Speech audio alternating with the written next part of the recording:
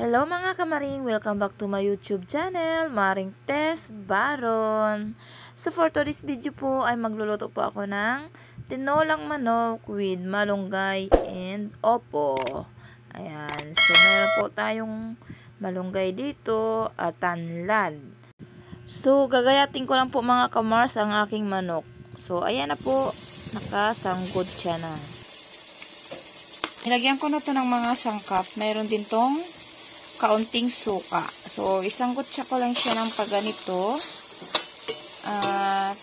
Kapag naghibas-hibas na tong kanyang pinakang sabaw-sabaw lang guys, ay lalagyan na natin ng tubig.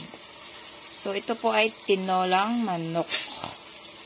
Yan guys. So, press na press.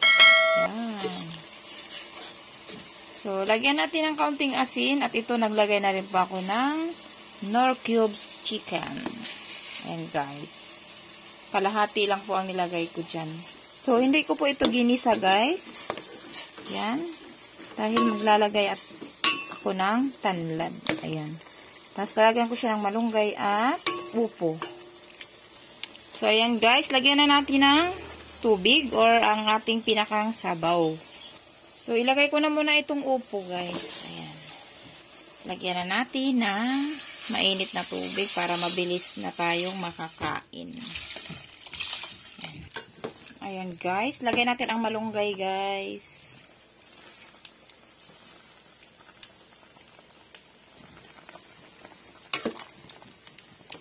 Sarap ng sabaw guys. Ayan. Luto na po ito guys. Nilagyan ko lang siya ng chili.